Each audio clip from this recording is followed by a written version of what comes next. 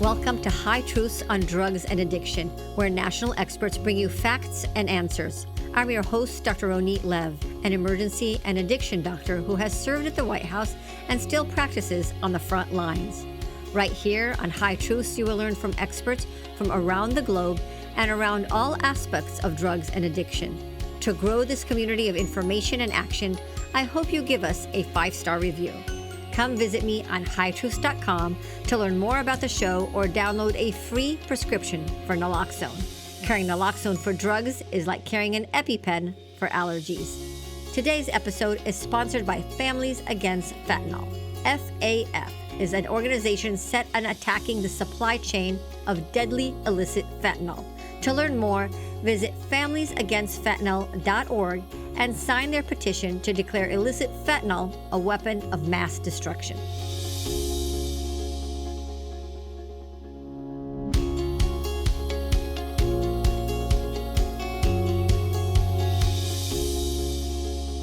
Hello again, High Truth listeners. Get ready for an investigative conversation. I'm your host, Dr. Ronit Lev. Investigative, as in research and investigating for reporting. What is investigative journalism? I looked it up, and the major component of such journalism is systematic, in-depth, and original research and reporting, often unearthing secrets. Ooh, secrets. That always raises eyebrows. Some of my favorite High Truth guests have been journalists, and I have been very impressed with the level of research that goes into that job. So what are the secrets on fentanyl? I looked up investigative journalism on fentanyl and found an article on how and why fentanyl is ravaging America. And lo and behold, the expert in the article was my good friend from Homeland Security Investigation, Agent Ed Byrne, and who's a good friend in San Diego, now in Hawaii. So that was kind of cool. But the research and investigation on fentanyl leads to drug cartels. Drug cartels in Mexico go hand in hand. And with more investigation, we find the People's Republic of China, under the Chinese Communist Party, the CCP, directly subsidizes the manufacturing and export of illicit fentanyl materials and other synthetic narcotics through tax rebates. Mexico, China are involved in fentanyl. But what are our own domestic culpabilities? To learn more about investigative reporting, especially as it relates to drugs, I reached out to an expert, Sara Carter. Sara Carter is an investigative journalist who contributes to the Fox News channel and hosts her own podcast, The Sara Carter Show. Her stories range from national security, terrorism, immigration, and the High Truth's favorite, drug trafficking. Sara's mother is Cuban, and so Sara is fluent in Spanish. Her husband is a war hero, injured in Afghanistan, and she is mother to 6 children. To learn more about Sara Carter, check out the High Truth show notes. Sara Carter, welcome to High Truths.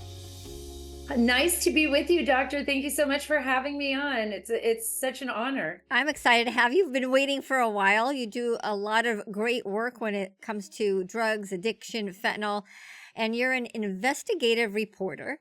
And I gave the audience a little preview of like what that means, but can you tell us, you could probably explain better, what is an investigative reporter? I always say an investigative journalist, and especially now after all these years, more than 20 years, I keep saying more than 20, it's probably like 25 years, is almost like an intelligence officer, I would say, like somebody who collects information, right? And investigates that information. So let me explain a little. Like when I first began reporting, I was much younger. I was working in California. And in fact, I was just discussing this earlier today with a friend of mine. I was working in California. Right behind me, you'll see this right over here. There is a poster behind me. It says Jamie's Story. There was a killing in Pomona, California. It was a 15-year-old boy who went by the moniker Yogi. He had taken his father's weapon and taken his grandfather's car, from what I can remember, or taken his grandfather's weapon and car, and had gone down to Irwindale, to the Pomona courthouse, and had killed and executed an Irwindale police officer. This was like a shocking wave of crime that was happening in our community. And this was shocking to the community itself. This innocent officer going for a traffic ticket to court, comes outside, loses his life. what was happening in our community. Why would a 15-year-old do this? Did they know each other? No, they didn't. Why would he do this? So I started to investigate. I asked my editor, I was young. I said, look, I want to focus in on what's happening in our community. I want to be able to see why so many of our young people are joining gangs, why they're killing each other on the streets, why this young man would go so far to kill a police officer. And my editor saying, seeing my work, said, go ahead. I'm going to give you free reign. Get out there, find out what's going on. Let's start breaking some stories. I went out there, and I went out there with the intention of telling a story about, gang life, what was happening in our community. I didn't realize the path that it would take me down. I didn't realize the amount of narcotics that were coming across the border, the powerful people that were within these communities that were running a lot of these young people and taking their lives from them, basically owning them as property to mule the drugs and to work in these illicit activities with members of like the Mexican mafia, like Liame and so forth. What I also didn't realize, and it was what I was discovering, during that time period as a very young investigative journalist, is how many more areas would be opening up.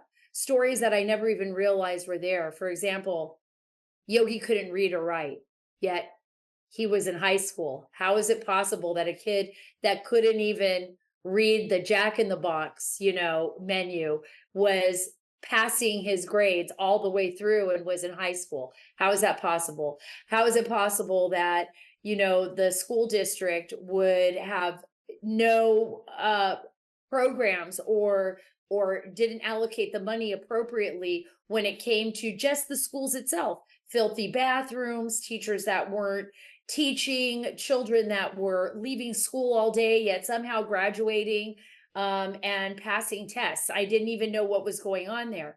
So as an investigative journalist, I started peeling back layers of the onion on stories, and what that onion unfolded to me was an enormous problem that couldn't be just resolved by writing one story. It was multiple stories. And I was thinking, as a journalist, like, how do I tell this story so that it's palpable for the audience? Like, how do they understand all of these complexities? How do I tell it? And I did it through the voices of these children. And then I weaved in through their lives the tragedies that were unfolding, not only in their communities, but in our community as a whole. And I'm going to tell you, from that moment on, after publishing Jamie's story right here, and then this story behind me right here is the U.S. Special Forces for Special Rescues. We went ahead and started to uncover things that I think now are playing more prominently. Derek Maltz, a good friend of both of ours, he worked with the DEA, and he's an amazing human being who has done so much incredible work in fighting the fentanyl scourge and what's happening and the loss of life for so many children across America. Shout out to Derek, because he connected us. Yeah, Derek connected us, and that's what's so great about all of this. I got to tell you, that's what happened. This is what happened to me. I was breaking these stories like Jamie's story. And all of a sudden I realized, that this was far more than just narcotics coming across our border, that during this time, and this is about 20 years ago, and then of course it was at the beginning of America's longest war, Afghanistan, what was happening in Iraq. I was talking to people in the intelligence community, in the DEA, writing my stories, talking to people in Mexico, and they were saying, hey, look, these narcotics traffickers, these organizations, these narco kingpins have connections all across the globe, and is presenting a really dangerous scenario for us at the southern border. And I said, wow, well, that's a huge story. I mean, if there's some kind of connection between terrorism and our, and the narco traffickers and the potential risk that we face as a nation at the border, then I need to start investigating that. And I did. And I was breaking all these stories at the U.S.-Mexico border. So from Jamie's story on, I was breaking stories. I broke Mexican military incursions into the United States, where the Mexican military was actually aiding and abetting in some cases, in some parts, not the whole Mexican military, just some bad guys. Drug cartels move narcotics into our country or target some of our law enforcement. I broke those stories, and all of a sudden, these stories started to unravel because I'm investigating, right? I'm investigating. I don't go in with any presumptions. I'm not going in trying to prove a point at that point. I'm trying to tell stories. I'm trying to find out what's going on. Why are our children dying? Why are there so many problems when it comes to our southern border, despite the money that our government puts into it, despite our law enforcement? What are we seeing there? What's happening in our communities where 15-year-olds are not only killing each other, but they're killing cops? And all of a sudden, a whole new onion unfolds. And I get a call from the Washington Times this was many years ago. And they said, hey, we're watching what you're doing. You're breaking all these stories along the border. Would you like to come work for us? And I said, yeah, I'll come work for you. I'll move to Washington, D.C. Bring my family with me because I was a late bloomer. I said, but I want to cover the war in Afghanistan. I want to go in as a Pentagon correspondent, and this is the reason why. And I laid out those facts. I said, I believe there's a nexus between drug cartels and terror organizations and our adversaries overseas. I believe that the border is going to be a potential huge hotbed problem for the United States if we don't solve the problem now. And that is what I want to do. And they almost did not say yes. Luckily, they had a position, but I was, I think, the first female correspondent for the Washington Times to go overseas into the war zone. And I began covering the war there from, late 2007, early 2008, up until, I was still going into war zones in 2015. I ended up in. Is that how you met your husband? Because I know your husband's a war hero, but is that the connection there? Yeah, it was tough on him. It was tough on me. I mean, we were both in the war zone together. We met overseas in Afghanistan, believe it or not. And he is the most incredible man. In fact, today is his birthday. Oh, happy birthday. While we're talking. And, he is somebody who has put his life on the line. I can't even tell you how many times, in love of his country and in love of what this nation stands for. And, he was out there fighting the fight against the war on terror. And this was, he's a special operator. So he was at the time, with Delta Force and with other agencies. And he was wounded in Afghanistan. Actually, on Easter Sunday, 2011, he almost lost his life, but he lost his eyesight. And, Marty and I guess we've always known the risks that we took, even with having children, we took those risks. Not, and I want to put this the right way, they were mitigated by the fact that we always said, is it worth this? Like what I'm doing right now, is it worth the risk? Is what I am doing going to change life for somebody else? Is it going to educate, especially for me, the American public? Is it going to give them some kind of knowledge that they wouldn't find someplace else? It wasn't just about, getting out into the war zone or the thrill of war or the addiction to doing things that are kind of edgy and I do believe that I may have a little bit of that adrenaline junkie in me, I admit that. Otherwise I probably wouldn't have been in some of the places I've been in my life. But it was really about the future of our nation, the future for my children, and what I had seen growing up that affected me. And that's really what led me into investigative journalism. And that's what keeps me motivated, is that I believe that, I used to think, doesn't everybody do this?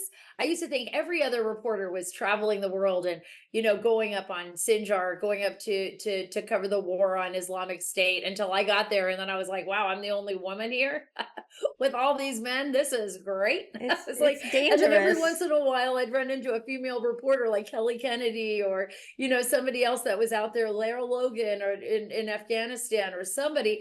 And I would be just like so grateful. I'm like, wow, women, we're going to tell a story from a different angle.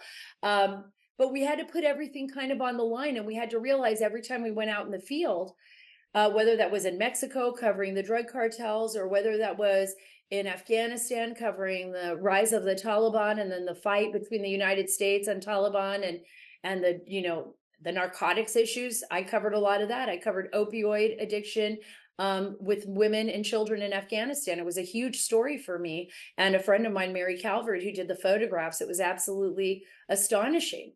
Wasn't just in America. There was addiction in Afghanistan as well, because of hunger, because of pain, because of, they didn't have the same resources we had. So it was telling stories from a unique angle, and unpeeling those layers of the onion, and then just really diving deep into that and uncovering stories that I never even knew existed. It was almost like a terrifying treasure trove, right? Of stories. Like, I had no idea this was happening. And then when I would be the first to break that story, it was a little scary, a little exhilarating, but you got to be right. You can't just write things down. You have to triple check them. You have to get experts on the record to prove what you're seeing is actually really what you're seeing. I mean, it's a tough job, but it was, and it still is, but it's so worth it, because I believe that by doing this, by putting light on an issue, we are actually disinfecting, right? It is the greatest disinfectant, is the truth. And the truth is the most important resource that we have in a republic, in a democracy, is to get that out and allow the people to make the best decisions for themselves, and to expose malfeasance, at every level. And that is what our job is supposed to be. That's awesome. I love it. We could all tell the passion that you have for that, with the venture and for the mission. So, and how one story leads to another layer of the onion.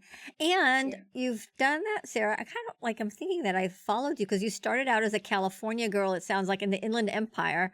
That's where I went to high school, Redlands High School. And oh my gosh, yes, Redlands. I loved it. And I was actually, when I very, very first started at the Daily Bulletin, Norco was my area of coverage. So I was in covering Norco, and the Press Enterprise was the big competitor out there. It's funny because I was like watching all little YouTube videos that I could find of you, and watching your podcast in preparation. And I came upon this interview from you 17 years ago. You were a young girl in the Inland Empire. And like, oh, I know, very young, and still somewhat naive, and not realizing what the future had in store. But you were adventurous then too. You were going at the drug cartels, but also you did this. I did. And you have 6 children. How do you, for the women out there, how did you balance, a successful career and family? I have amazing children, and I have an amazing husband, and I feel so fortunate that I had the ability to do this. It was not easy. I had great family support too. So when my mother was alive, she would help when the oldest ones were very young, and I could get out on the road for a little bit.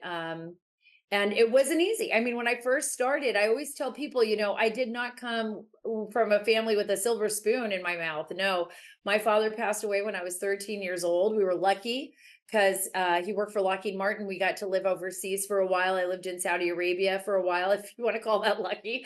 I got to see a lot of the world. I loved it. Maybe that's where my sense of adventure came from. My dad worked, as a mechanic on planes for Lockheed Martin.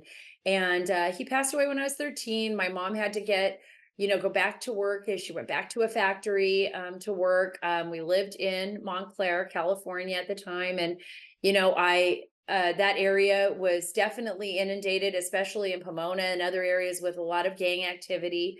But I had a beautiful family that was really strong, and a mother who worked really hard, to give me a life. And then I learned to do that with my children. My mom worked really hard. She wasn't always there like 24/7. She wasn't always hovering over me, but she established rules, and you didn't mess with her, because if you did, she would show up at like whatever house you were lying and saying you were at, because she would find you. My mom was a great investigator, a Cuban investigator is what I call her. She would find me anywhere. So maybe that's where I got some of my investigative skills from. And so, I try to teach my children, and I was talking to my husband about this the other night. We're like, all of our kids, because we're a blended family. We said all of our kids are they're like us. We all get along. We all, even if we have disagreements a little bit, like politically, we all pretty much feel the same way. They're so proud of us, and they're doing their own thing, and they're so independent. And I'm grateful for that. I think, like, as a family, we make time for each other when we're together, but we also realize that we all have special gifts to offer. And I felt like my gift was, going out there and being a journalist. That was my calling, being a writer. And I was so blessed. And believe me, I started it after my kids. So I did not have, I'm telling you, for anybody else who's out there looking, I had no idea this was going to be my life. I had no idea I'd be uncovering stories and going to, Mexico and covering the drug cartels, or, sitting in the middle of a war zone in Afghanistan. I mean, I was a kid that, my mom worked in a factory. I remember when I got pregnant before I got married. Let's just be, straight up. And I got married to my first husband, and we're still friends, great friends. Hi, Dave. We're still all friends. But I had, I did things a little bit backwards to go forwards. And I knew what it was like. I know what it's like. I know what it's like to struggle. I know what it's like to make $8 an hour and try to make ends meet. Yes, $8 an hour. I was making that when my son was really young. And I know what it was like to finish school later. And I know what it was like to go through tough times. And I know what it was like to see addiction in my own family, and to see it, with friends, and to see what it was like, and to know and to feel what it was like to struggle, to watch my mom struggle, and to make those payments every month, and to give us a better life. And I think that kind of established me for the role as a mother. You asked like how I did that. It established me as a role as a mother, because life is not always easy. It's not always perfect. We have to be ready to accept like great challenges. And I did, and sometimes not very good. Like I accept those challenges, but I realized there was times I could have been a lot better at accepting them. And that's what I try to teach my kids. And kind of that's how the job affected me and my children. I wish you could talk to them, and maybe you would get a different answer. Like maybe they would have wanted mom around just a little bit more on certain times. Yeah, I'm sure. But when I talk to them now, they're always like, even my youngest, she's 11, and she's our youngest of all of them. And we go from 34 to 11. How do you figure that? And she was our surprise baby. She's like, oh, Mom, you're never gonna quit reporting, are you? You're never gonna quit. She's like excited for me. I'm like, really? You want me to just They're proud of take it you. easy? Your kids are proud of you. Yeah, they are. And I'm proud of them. And I want them to feel that way. And I want them to feel that way as future moms, and, strong women for my daughters. And I want my sons to look at women and go, you know what?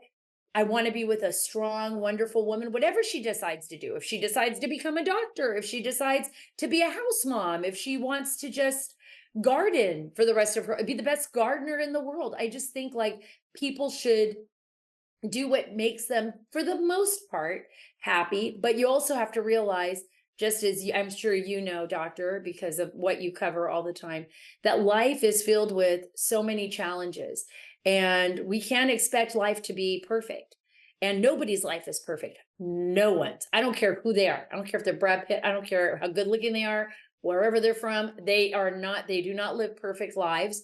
That's just not reasonable. It's not real. And I think in a world today where everybody thinks other people are like living the high life and everything's great, we know social media and stuff, I think people need to realize now you can really get up in the morning, have hair like me, like right now. I've been working all day. I was like, I don't even have time to style my hair for the doctor, but No, I'm no, going to be on no. the That's show. one thing I was gonna say. As a Fox News reporter, there's something there about all the news reporters are on TV. You have to look good. There are, yeah, You have to well, be let me tell you. pretty. Except me. Because there are so many times when I get on TV and I'm like, I cannot believe I'm on TV right now with Sean and I'm looking like this. I'm like dripping in sweat. I've got a baseball hat on my head. I've got gnats flying around my face at the border. One of them just took a trip inside my mouth and decided to set up shop. I have no idea what's going on. So there are many times where I'm grateful that I've learned from the Fox makeup artists and some of their hair people. Like when I have to do my own, which is what I do when I'm at home, do my own makeup, do my own hair. You can see the difference. She was like, "Oh, she must be at studio I right think now." my audience knows that I do it myself. That's why it looks You look good. fantastic. What are you talking about? But it's like it's about just realizing that I don't do this. I didn't do it. I never did it to be on television. Was never ever in my game plan. Like I never sat there and said, "Wow, I can't wait to be on TV one day." I never even listen, I'll tell you a little secret that's going to be all over your show now. But I never studied this like in college. Like I never studied like I never did teleprompter work. I never studied it on camera. I never did any of that. I just fell into all these jobs. I used to say it was what is that, trial by fire? Yeah. Yeah, yeah. No, seriously, trial by fire. First time national television, Sinclair News Group, they just told me, "Oh, yeah, you're going to go on and read this." And I was like, "Read what?" And they're like, "Oh, a script. They're going to put it up there." I'm like, "I have never done this before. I am an investigative journalist and I don't do this." And they put me up there, and believe it or not, I know I talk a lot, but I ran out of breath like 3 times on, and you could literally tell I was running out of breath because there was no grammar in the read. There was no pauses. There was nothing. I was just trying to survive. So you've had very successful and continued successful career in journalism. A lot of people now look at journalism and don't know what to trust, and they say that there's no such thing as non-biased journalism anymore. That every media outlet, whether it's TV, a newspaper, or I guess TikToks, they all have an angle, and they're showing their opinion, not just the news. Like I think of like the old Walter Cronkite days of the news where things were just, just the facts, only the facts and not commentary. And now things are, do you, as one of the journalists out there, do you agree with that sentiment that Oh, sure. I mean, there's been a massive shift in how news has been reported. And I think we saw a lot of that over the last decade or so, how it changed. But it's been changing now for quite some time. We saw the shifts with, I think, media from early morning, talk shows where people want to get up in the morning and they want to hear the news, but they want it to be fun. So they want, they watch the person that they most associate with. And I think that right now, I think there was a Pew poll. I wish I could remember the numbers on it, but it was drastic. It was like so many more people want to know the political opinion of the person they're watching in the news, and that's coming from the public. Because I think that the public's worried, like, I just don't want to be bamboozled by anyone. Someone who says that they're going to be objective, but yet they're not objective in the way that they're actually delivering the message. I think there's damage on both sides when it comes to that. I think it's important to know that, when I decided finally to come out and state my opinions, I'm more of an investigative columnist now. So I have an opinion. I'll still base it all on facts, but I do have opinions, which was far different than the young girl that was just reporting in the newspapers. Which was just, an editor would oversee the story. They would say, okay, do you have 3 sources for this, 3 sources at least minimal for that? And then they would double, triple, quadruple check everything, and make sure that the story had both voices, a balance between, the whatever opposition was in that story. I think we need that. We still need that. We still need just the facts. We also need to not be afraid to stand up for when things are wrong. And I think what's happened in America, and especially like what throughout my career, and I'm still trying to piece all the facts together, but I remember, covering stories where I would be sitting back and we would break a story. John Solomon and I would break a big story or something, and then I would say, this is going to be the biggest story in political history. I mean, the New York Times is going to jump on it, the Washington Post. We're going to lose the story because we won't have the resources like they do to follow up on it. And then they didn't do it. And I was like, wait a minute. I wasn't doing it for any political reason. I didn't know any of these guys. I don't hang out with people. I don't hang out with I wasn't like I said, I'm not the rich kid, right? I didn't go to I wasn't in New York hanging out with, the Trumps or the whoever's or I wasn't, not that that wouldn't be fun. I'm sure it would be a lot of fun, but I just wasn't in that realm. That wasn't who I was. But when I start breaking those stories and I know the legitimacy of the story, I know that the story is factual. I know that it's true. I know what I have is solid. It's like I could present it to a court, right? I was really interesting. I was watching a fascinating documentary right now on Netflix that's out. It's all on the Nuremberg trials. And, it's just, it goes right to your point, and the Nuremberg trials, charging all the accomplices that were involved with Adolf Hitler and, and how they were bringing that to the forefront of the public, and how the lawyers and everybody were looking for the tapes and the proof and what was happening in Germany and Nazi Germany and how were they going to prove it. And you see these amazing tapes and you see the facts, and then you hear the accomplices and they're just with this, like these despicable ideas, but they're so open and they're talking about it, and they're talking about how they operated in Nazi Germany, and you're watching it and you're like, yes, this is truth. This is truth. This is truth. It's documented history. Nobody can ever forget it because they have the facts. And I think, like, for me, that's what's so important as a journalist. And for journalists who are young and who are working out there now, who are going to break stories, we have to have facts and proof. And we have to be able to show that proof to the public and be able to, for the public to understand what we're delivering them.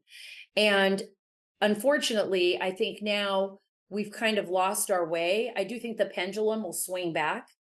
And I think we're going to get back to some solid news making. And eventually people will find a balance, I think, again, because I fear if we don't get back to that point, it's going to be dangerous for a republic. We can't have a republic. We can't educate, that we can't feel free in educating with accuracy and with facts. And that means the government staying out of it as well. I mean, the American people are pretty smart.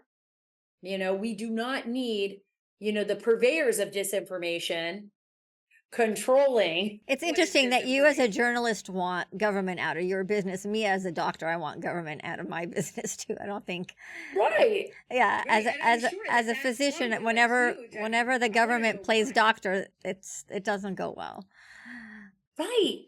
Right. Because we as people can make the right decisions for ourselves. I'm never going to pick up, as long as I have the facts, and as long as there could be people that oversee things, right? That can fact check. Yes, fact check that. But I will fact check anybody, like on that Nuremberg trial. It's like, here's the facts. Here are the facts. And here are the facts when it comes to narcotics trafficking in the United States that we have so far. Or here are the facts when it comes to terrorism, and what I was not only able to write about, but I witnessed myself with my own eyes. And then sometimes people are surprised because I come back with stories and I'm like, it's amazing. I met the most wonderful people in Afghanistan, and they're still my friends, and I will help them and do whatever I can. And we brought some to the United States, that we were able to, by the grace of God, save, because they would have been killed. But there are stories that, that I think would surprise people, but that comes with actually seeking the truth, not sitting behind a desk, writing a story or listening to somebody on the other phone line at the Department of Defense or somewhere like the NIH or anywhere, just telling us what those facts are. It's actually going out there and investigating. Probably like people like at the CDC would investigate a virus, right? Like, where did it start? Why is it mutating? Where do we need to go to investigate this? Yeah, they have a whole system of doing that for any outbreak, Right. any outbreak. Right. But tell us about what you learned through you have amazing experience throughout many years with related to drugs, and you said cartels and gangs. But what do we know today in today's, drug market that we have here in the United States? A lot of it's coming internationally. What can you teach us about the drug cartels from Mexico and the Chinese Communist Party? And I assume that those are the two big players. They are. And I've never felt so disheartened or jaded in a long time in my life. I've been covering these stories for a long time. I can't even begin to tell you, Doctor, how many congressional hearings I've been to, ones that have been based on my stories, some of them, ones that have been based on evidence of, malfeasance at play or national security concerns at the border, and believing every single time, like, this is it. They're going to fix it. This is it. They're going to put American children and children in general, right? In general, because I cover the border. My mother was from Cuba. I speak Spanish fluently. I get it. I know how life is and how tough it is for people, not just in America, but all over the world, and I understand that. I have empathy. But what I have seen at that border is nothing short of like the worst dereliction of duty in the history of this country. A failure on such grand scales, and I don't blame it on just any one person. Although I think now it's far worse in the last 4 years than it has been. But I think a failure of epic proportions that falls on the shoulders of all of the political players in the United States and others. The skyrocketing deaths, we've known for decades. Our adversary is China. We've known for decades that the drug cartels in Mexico have amassed resources that far exceed our own law enforcement resources. We have known for decades that this is going to be a potentially probably one of the biggest, and I don't want to say potentially because that's not the right word, that this would be the biggest national security crisis that our nation would face. And yet they did nothing about it. Yet they did absolutely nothing about it. They being our government, and as well us, the American people. We kind of just ignored it. And people didn't want to talk about the use of narcotics and what was happening in our country because they were afraid. Are you specifically talking about that attack, I would call it attack, of fentanyl on our country, where Yes, fentanyl is the number one cause of death, ages 18 to 45. It's killing more Americans than anything in that age group. Yes, and it's a proxy war by China, in my opinion. This is a proxy war by the CCP against the American people, because this amount of fentanyl and precursor chemicals that goes into Mexico does not come into the United States without the knowledge of the CCP. And the CCP is well aware of the amount of people that have been fleeing, so-called fleeing China, and coming through our Darien Gap and making their way through Mexico and into the United States. Over 50,000 of Chinese, mostly military-age males, coming into the United States. And the marijuana grows that we're seeing all across the country by supposed illicit Chinese gangs or Chinese trafficking organizations that cannot operate without the knowledge of the CCP. So I think we are effectively, honestly, at war in a weird way. It's a proxy war. And the United States knows it, but it's a Trojan horse, right? It came into our country, it set up shop, it unloaded, and now it's killing our children. Well, it's not the first time the world has seen war because of drugs, right? We've had the opium wars, two of them. Interestingly enough, China was on the receiving side, right? That's right. Their population was addicted. They asked, please don't sell your, bring your poppy seeds and opium to our country, where I think up to 25% of men were addicted at the time. And Right. it wasn't the United States, it was UK and France and India at the time say, no, this is an important commodity for us. We're not stopping. And I'd say, I don't know if it's directly if anybody else is saying it, but is this payback time? Like, well, if you can't beat them, join them. That's what China said. And instead of being victims of opium, they became the exporters. Right. And I think I think that is a really valid point. And I've heard this before. But I think that what China did was it learned, right? It learned that this is a weapon that can be utilized against a population. And but I don't blame them as much as I blame ourselves. It's like, how do we know that this is it's like saying, okay, I get it. I've got a neighbor that is possibly a sex predator in our neighborhood, but I'm going to let them babysit my kids. That's a great analogy. Right? I'm Right? glad that We you're. wouldn't do that. We wouldn't do that. So there's the foreign threats, the international threats on our country with China and Mexico. They're producing. They're the biggest importers of drugs. But I like that you agree that we have a culpability too. We need deterrence, right? Absolutely. We need deterrence. We need to start educating ourselves, but we also have to be very realistic. If you have a border wide open and no one's doing anything to stop it, and you're not facing the reality, we're selling our land off to our adversaries, openly selling our land, because nobody can tell me that it was just because some intermediaries came in and nobody knew what was going on. That's not true. I talked to farmers, I talked to ranchers, they knew what was going on.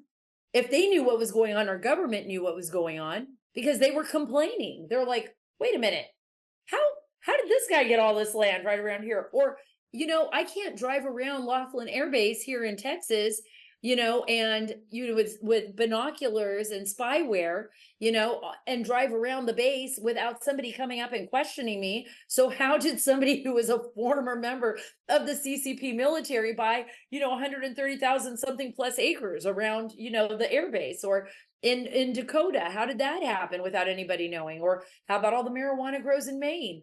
It's like nobody wakes up until it's too late. And I'm saying we have to do it. Derek said something funny the other day. He goes, Sarah, you broke the stories before they were even stories. I go, well, because he's like, so that when people come in and talk about it, they act like it's new. And I'm thinking, like, I talked about that story 10 years ago. I know, it's not new. And Derek brought up a really good point. I was trying to stop it before it got bad. But nobody, and then there were other reporters that were doing the same thing. It wasn't just me, but nobody was listening, and nobody seemed to care, because people cared more then about lining their pockets, about, whatever else was the issue or the topic of the day. They didn't want to be bothered with, the possibility that this could happen. And now what we see is not only what's happening and the enormity of the deaths, I'm in agreement with Derek. It's poisoning our populace and killing them and killing our children. But also the fact that, wait a minute, now we not only left it open for our children to be poisoned and for our populace to be more infected than ever before with the narcotics, and our responsibility to deter it. But now we've left it wide open so that, like, all of these people we fought for the last 20 years, or so, since September 11, 2001, are like cruising up to the border and walking in like, okay, this is good. I'm going to go in and set up shop now. So we don't even know what the threat is. Now the threat is so far greater than we've ever imagined. And that is very gut wrenching for me, as someone who's covered those stories for the majority of my life. So I know you focus a lot on the border, and as an emergency physician, what I see a lot from the border is the people who fall off the wall, break their ankle, and is stuck in the hospital for like it's terrible. We divide up odd and even months between two hospitals because we otherwise we'd just get so overwhelmed with patients. And we know when it's a border month, we call it, okay, we got the border month, so we're getting so many patients jumping from the wall. But I've noticed that the people who are coming in don't look the same as they did a few years ago. It used to be, we would call migrants coming Right. in for a better life. But now I see well-dressed people from all over the world. It's not With Louis Vuittons and Prada shoes. I'm like, what? it's amazing and perfect English.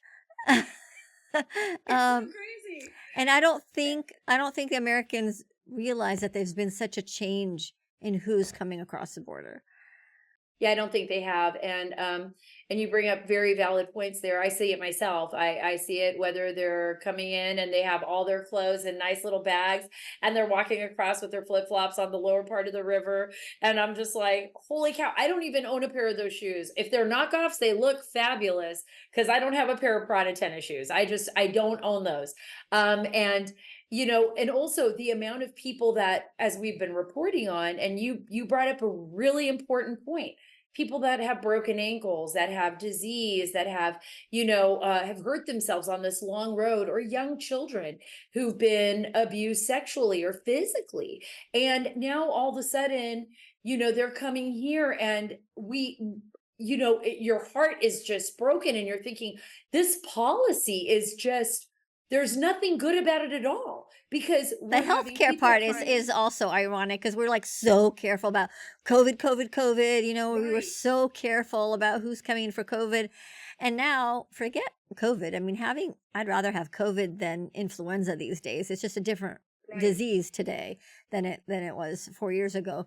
But never mind. What about all the tuberculosis outbreaks that we have now? Multi-drug resistant tuberculosis. But yeah, and measles and other outbreaks that we used to have control over. Even with people coming from the border, we would make sure that there's vaccines and treatment and people are screened. Now there's no screening, on a health wise, which seems a little strange. The debates, I don't want to get into debates, but President Biden did mention we need to get those machines. We need to get machines. Do you know what he was talking about? No. I've been asking people what the machines are. What machines? I was just trying to figure out the machines. I've been researching these machines, and actually I invited to my podcast somebody who, from Texas that works on technology and fentanyl detection, because I want to find out, is that what he's talking about? Or is it the technology used at like the post office where it was detecting it in the air? Or I think that's where they were trying to detect them in the envelopes. That's what I thought at first too. I was thinking, like, is he talking about machines so that we could stop it from like traveling by mail? Like maybe, or the screening and the border. Like I was told that there's new technology. It's called non-invasive inspection technology, where it's kind of like X-ray systems, but where you don't have to like leave the car and you can detect it. And I don't know. I think what we need to do is just send a very clear message across. We can put up all the detection machines that we want. They're you need upstream. Around it. You need upstream. You have to go upstream from the border. Right. I mean, China says they don't have a fentanyl problem. We had delegates from China come to the United States, and they were sent different places to speak to people. I got to speak to them, and these experts said that they don't have a fentanyl problem, that it's just an American problem. And it's like, that's because your government won't allow it in your country. They would stop it. I mean, it's coming in, right? They have both Mexico and China have a stronger holding on their population than we do. I mean, I don't want to live under that regime, so I'm happy with the freedoms we have in the United States, but they are able to control their population if they wanted to. Well, they do. They don't allow their population or their nation to be taken advantage of in the same way. And I'm not saying that we shouldn't have the freedoms, but you would never find, and I could take you right now, we could get on a plane, I could take you to the border with Guatemala right now in Mexico, and you would never see what you see at our border. You would never see it. The only time that Mexico allows that flood to come in is when it's actually so overwhelmed that one or few times I've seen them kind of push their way through, but Mexico expects them to just end up in the United States. They don't expect the people to stay there, not for a long period of time by any means, but they have very stringent border security. And you would never see that here. This has been my question all along. Why are we allowing this to happen? I looked at Kensington, and you're absolutely right. China doesn't have that problem. Guess what? El Salvador doesn't have that problem either. And I'm not in total agreement with how everybody was picked up and put in the prisons there. I believe in a justice system, right? But I also believe that you have to get people off the streets that are holding your country hostage. But you will never see what I saw in Kensington, Philadelphia, anywhere else. I never saw that in Mexico. I haven't seen that in Guatemala, and I've traveled there many times. I haven't seen that in El Salvador. What is happening in America that is leading our populace to destroy themselves, if we're talking about those that are addicted, and allowing, and who are we, and what does this say about us when we allow our nation to be flooded with narcotics, and just allow our streets to be overrun with crime and addiction to the point where our own children can't even walk to a school bus without the fear of being taken out or killed? What has happened to us as a people where we have allowed this to happen? Well, And I don't understand that, doctor. we talked about foreign and international drug policies, right? And the deterrence. Right. Namely China and Mexico, that we don't have enough deterrence, not just at the border of just like having an open border or screening or right, something. but laws, but in our own right, laws. but sometimes deterrence, like, you know, on a higher upstream from that. But I also wonder about our own domestic policies. And those are policies that decrease deterrence, right? Where you can have open drug markets in California, Oregon, Washington, where there's a whole force, and it's it's a philosophy that I don't agree with, but a philosophy of drug legalizing, drug normalizing, decreasing penalties, increasing commercialization of marijuana. But we're seeing it's not working right now. It's not working in Oregon. No, it's destroying us. I think that's absolutely. But we're, like you said, destroying from within. These are our policies. We can't look at China or Mexico when we have these policies on ourselves. But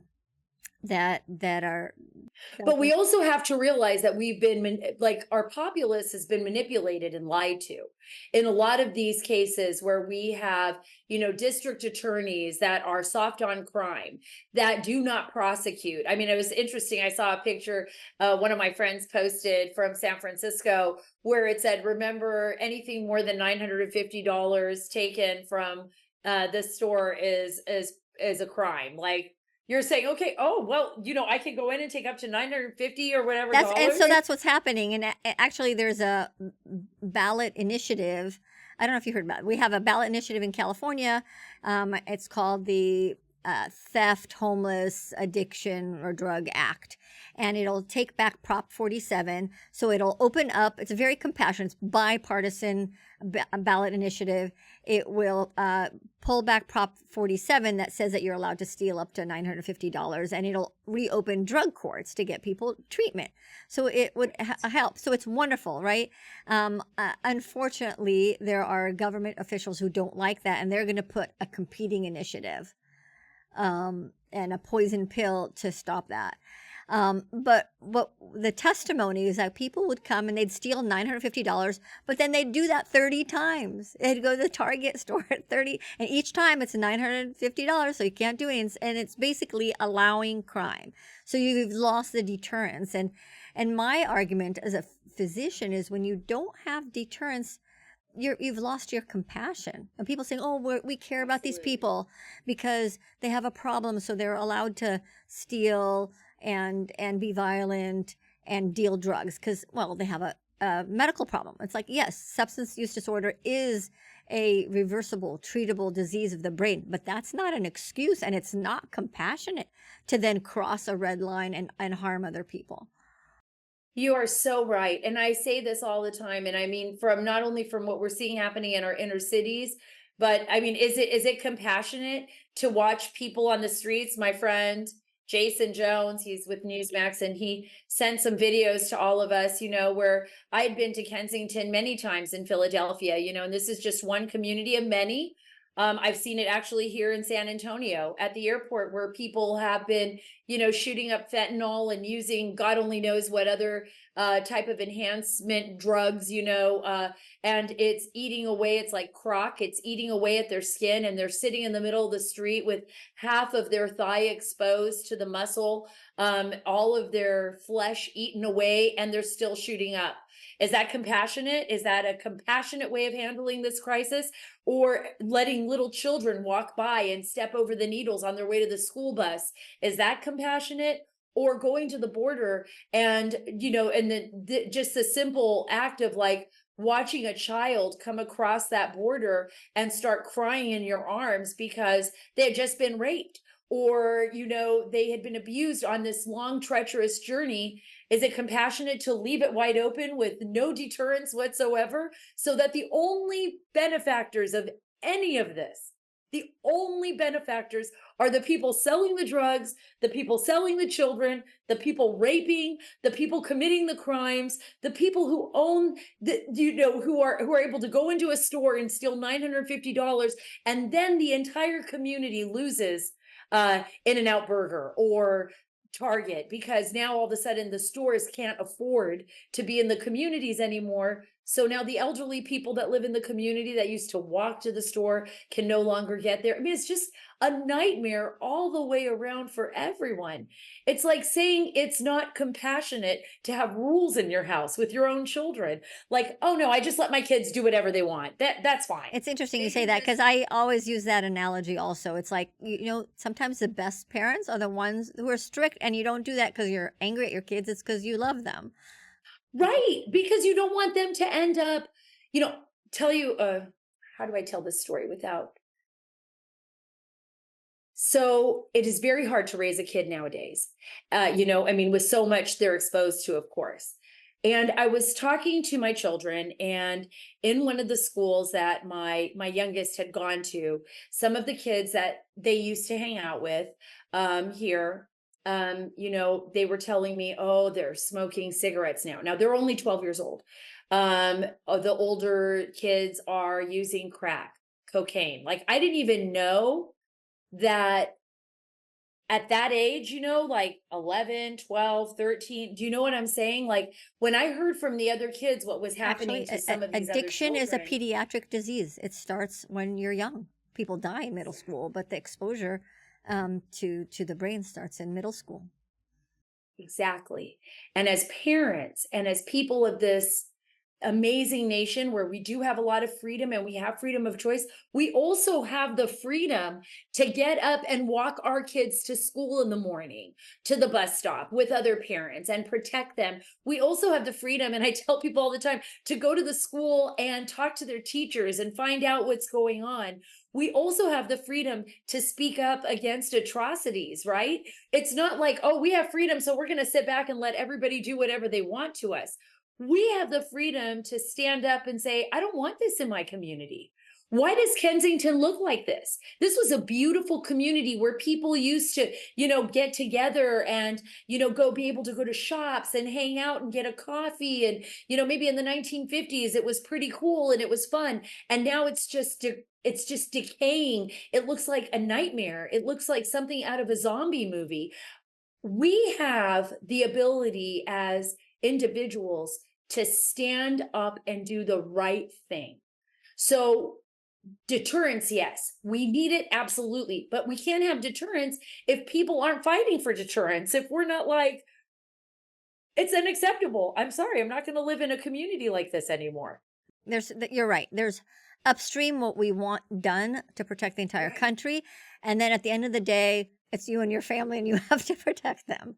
And you got to do what you need to do to protect them, right? Right. And we got to get out there and do it. And I think that, like, I wish And so much educate. so that Americans and people from all over the world, even when I'm like in Afghanistan, it's tough. Like the women in Afghanistan, they're going to be the change. They're going to be the reason it's going to change. And I bring that up because I get how tough it is here. I know how tough it is over there. I know how tough it is anywhere in the world to stand up to brutality, because you put everything on the line sometimes. These are bad guys, these are bad people. Yes, communities like Kensington have drug dealers, they're bad guys. But when everyone gets together, when it's not just one of us, but when it's all of us, we're unstoppable.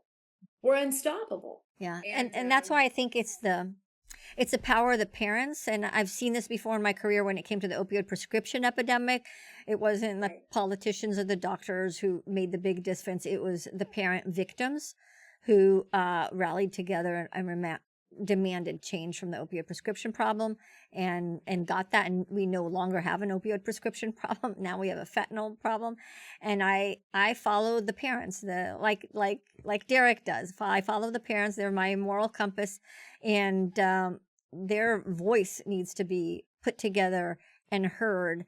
And one of the organizations I work for is Families Against Fentanyl, and they want fentanyl to be declared a weapon of mass destruction in order to get at the supply end of the drug. And that's a brilliant idea.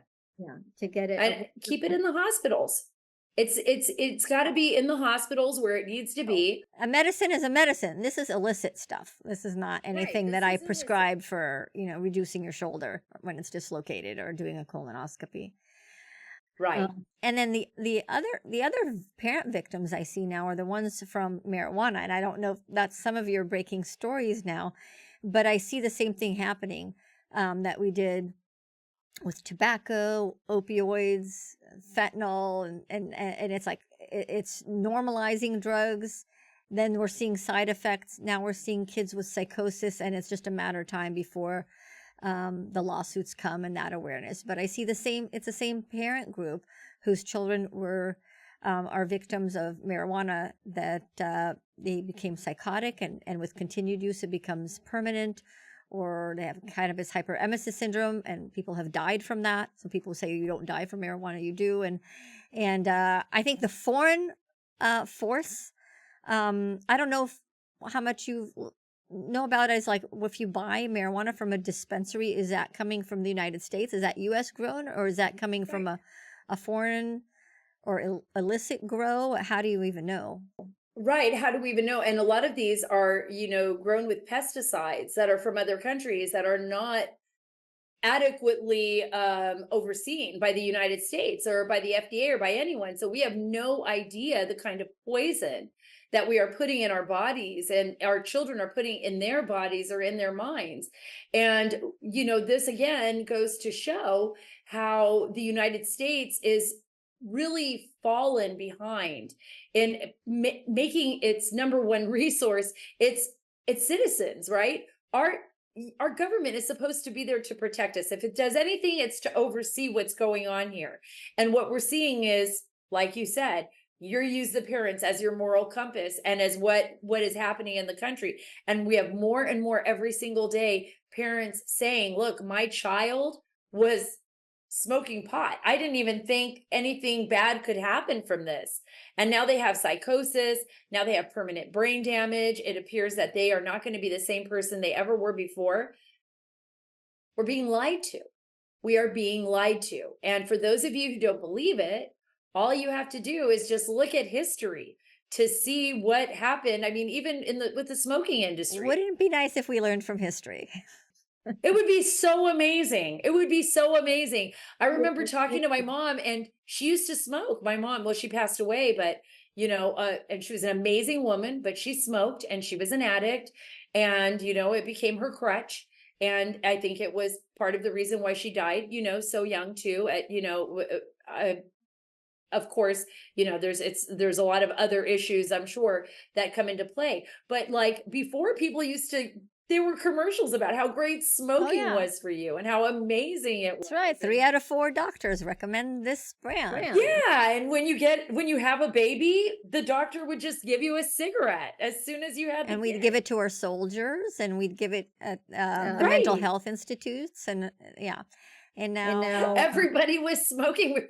People were smoking. I'll tell you My who kids does. don't believe it. tell you who does learn from history and learns very well is the distributors, right? They learn the playbook and they do it better each time. They do learn this from Right. history.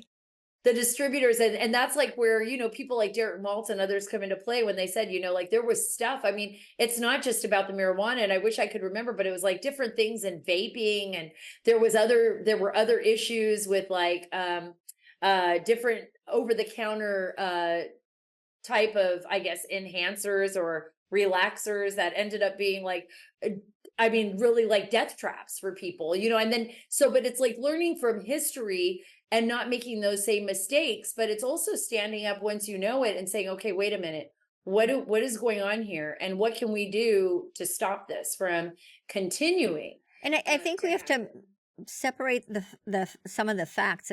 We put all this in the drug category, so we assume we're only talking about a population who has a substance use disorder, Right. and they need compassionate treatment.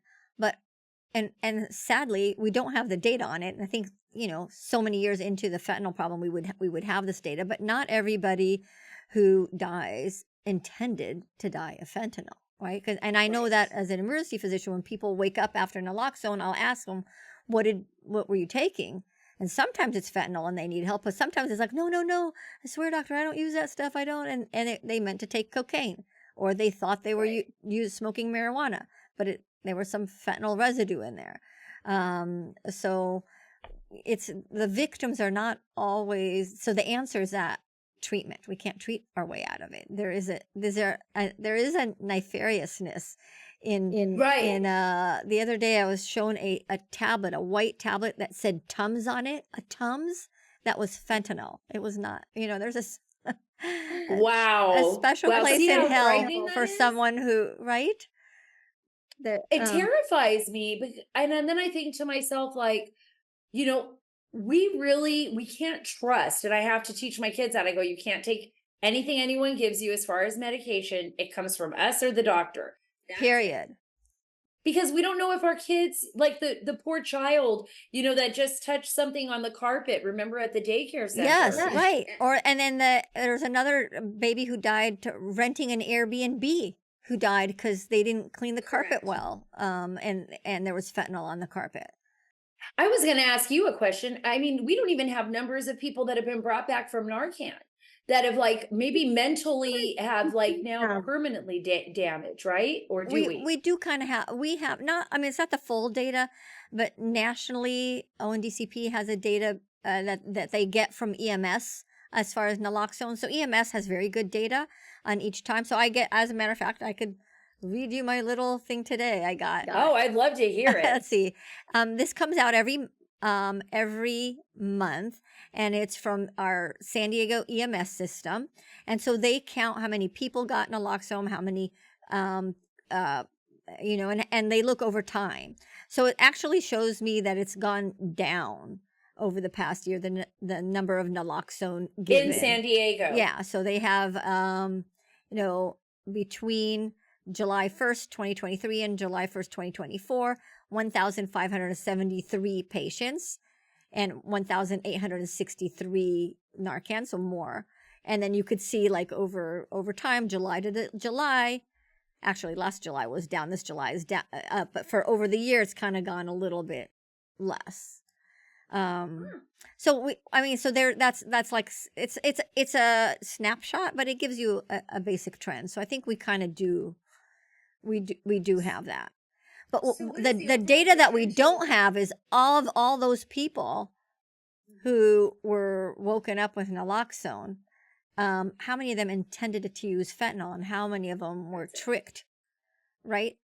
And that's important because how are we going to fix this? We're not going to fix this by giving buprenorphine to everybody if, 25%, 30% of those people, I mean, it's different in different communities, didn't mean to take that. they need a different prevention method. Absolutely. And parents, and I think I think it's getting better now based on the coverage that I've been able to do, and, talking with experts like you and others like Derek, but, telling parents it's okay to talk about addiction, and it's okay to talk about what happened to your child. Don't be ashamed of it. Don't hide it. If somebody in your family, accidentally took a Percocet or used cocaine or did something and there was fentanyl in it, you need to talk about it, because this is going to show how widespread this, the use of fentanyl is across the country. And especially when you're thinking of it in a sense of like a proxy war, like, why do we have so many pills on the streets right now, that are, poisonous, to the point of death? Like, you take one pill, you're going to die. And, people ask all the time, like, why would the dealer want to kill his, client? I'm like, they don't care. They know there's a lot more. Yeah, they don't care. I've had investigative journalists who went to the cartels, and they ask them that question. They don't care. There'll be somebody else to get it. But the message is, I think, also the question is, like, why are we spending more and more billions of dollars each administration, and each year we spend more and more money on the problem, but we're not making the headway that we should be doing. And I think the problem is that we're not spending the money in the right way. I mean, in order to end a problem, we need to attack the supply. There needs to be primary prevention, and then there needs to be treatment for the people who have a problem.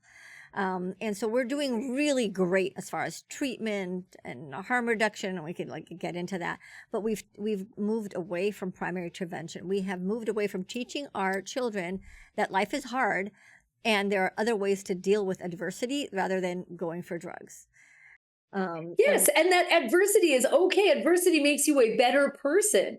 Right. It's okay to fall on your face a few times. It's okay to work for $8 an hour. It's okay to struggle and eat top ramen for a week if you have to, or a year. Whatever you got to do. And eventually you're going to work your way. You have a goal, you set goals, you set plans, you move yourself forward. That's okay. And I think you're right. We've made it so that it's like adversity is like an embarrassment. Like, oh, don't talk about your adversity to me. It's like a big deal when people talk about adversity. It used to be adversity was just a part of life. Like, nobody would be like, well, my adversity. No, they want that on college applications. They put like, what is your adversity? If you need to show that you have one. Exactly. Instead, now we've made it like this. And I think that's why I brought up Afghanistan to you, is because I would see, in America, we're so blessed, and I'm not saying we shouldn't be, but we are so blessed to have so much. When I would go to the war zones, I would watch the young kids get up. Like, I would get ready to go out on a mission with like the troops. And I mean, I'd be up at 3:30 a.m. before the sunrise. And then I would be astonished. We'd get in the strikers, we'd head out towards a village, and I would see all of these little kids, like little kids. Like, I'm not telling you teenagers. I'm talking like 7 years old, maybe a 5-year-old among them, a couple of 10-year-olds, all of them walking with buckets, and they were heading to a well to get water to bring back to their kalat, to their village. And they would be giggling and laughing. It would be dark. It would be early morning. And, talk about adversity. If you try to get my kid out of the bed at 4 a.m. to go get buckets to get some water, I mean, it might well as be like, the apocalypse. It's over. It's like, they're not going to move. I don't think we understand adversity anymore. And I think you brought up a really great point. I don't think we understand that being a human being requires that we, have some struggles, and that's okay. Right. It's just, how do you deal with that? You can't just mask it. You have to learn, and there are life skills on how to deal with that. And that's what we should be learning. That's what we should be teaching our kids. Sara, this has been so much fun. Such a pleasure. Thank you so much. Oh my gosh, it's been great. Let us know how people want to follow you and your podcast. Where do they go to? Go to the Sara Carter Show on any of your podcast platforms. I would love to have you there as well. I want you on the show, Dr. Lev. I would love to have you get on the Sara Carter Show. I think there's so much that you could teach my audience. And I thank you so much for giving me this time to just kind of hang out and talk with you. It was such a pleasure. It was. Thank you. And I'll be on your show. Yes. Thank you for listening to High Truths on Drugs and Addiction, where you learn from experts from around the globe and around all aspects of drugs and addiction. This week's episode would not be possible without the generous support of our sponsor. A sincere and warm thank you to FAF, Families Against Fentanyl. Visit familiesagainstfentanyl.org to learn more. High Truths producer is Dave Rivas from Davey Boy Productions. I am your host, Dr. Ronit Lev. We hope we brought your day a little bit more High Truths.